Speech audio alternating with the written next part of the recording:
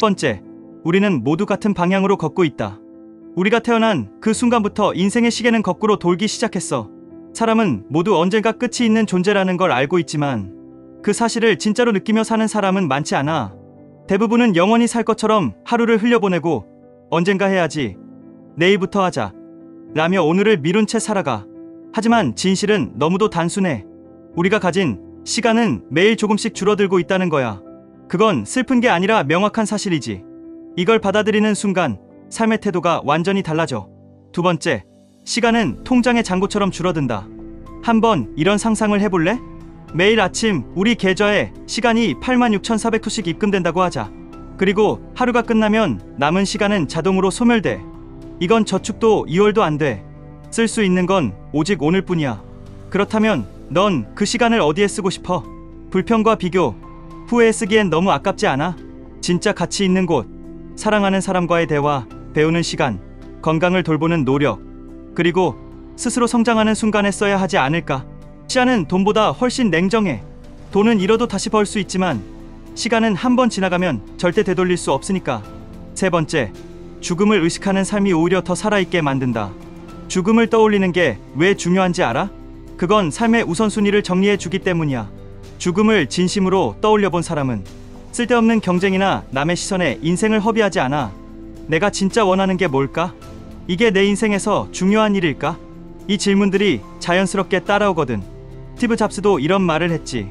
죽음을 기억하는 것은 인생의 큰 결정을 내리는데 가장 중요한 도구다. 그는 매일 아침 거울을 보며 스스로에게 물었다고 해. 오늘이 내 인생의 마지막 날이라면 지금 하려는 일을 정말 하겠는가? 그 대답이 아니오라면 그는 뭔가를 바꿨대. 우리도 마찬가지야. 죽음을 의식하는 건 우울한 게 아니라 지금을 진짜로 살아내게 만드는 가장 강력한 자극제야.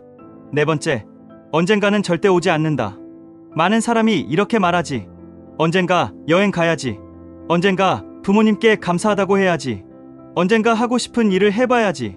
하지만 그 언젠가는 대부분 오지 않아. 시간이 많아질 때도, 여유가 생길 때도, 완벽한 타이밍도 없어. 오히려 지금 이 순간이 가장 젊고 가장 가능성이 많아. 내일은 결코 보장된 시간이 아니니까 하루하루를 언젠가로 미루지 말고 오늘을 최대한 충실하게 살아야 해. 지금 행동하지 않으면 후회만 남을 뿐이야. 다섯 번째, 죽음을 마주보면 인간관계도 달라진다. 죽음이 멀게 느껴질 땐 사람들에게 쉽게 상처를 주고 쉽게 미워하지. 하지만 이 세상이 유한하다고 생각하면 말 한마디조차 달라져.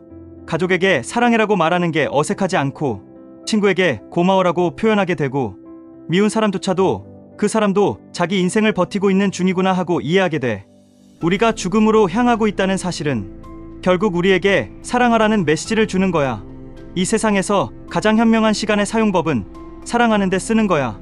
여섯 번째, 하고 싶은 일을 지금 시작해야 하는 이유. 죽음을 의식하면 지금의 가치가 폭발적으로 커져. 완벽한 준비는 존재하지 않아. 시작이 곧 완성의 첫걸음이야. 책을 쓰고 싶다면 한 문장부터, 유튜브를 하고 싶다면 한 영상부터, 몸을 만들고 싶다면 단 10분이라도 움직이는 거야. 지금 이 순간 시작한 그 작은 행동이 몇 년 뒤에 너를 완전히 바꿔놓을 거야. 죽음을 의식하는 사람은 미루지 않아. 왜냐하면 언젠가가 없다는 걸 알기 때문이지. 일곱 번째, 오늘을 살아내는 태도.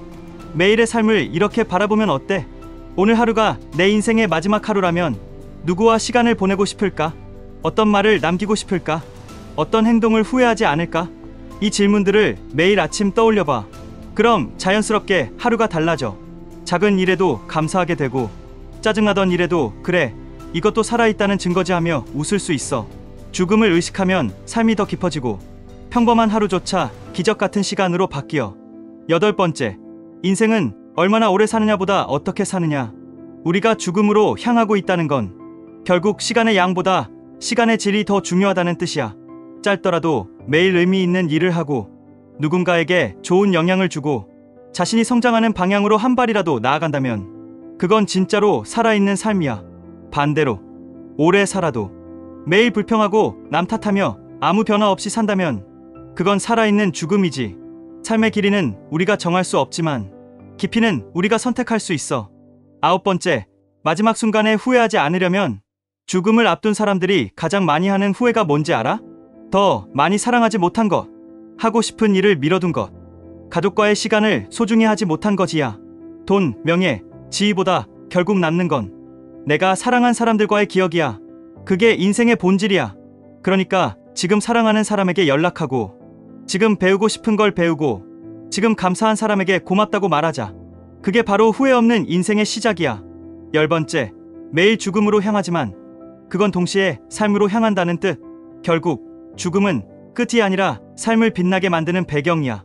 밤이 있어야 별이 보이듯 죽음이 있기에 삶이 반짝이지.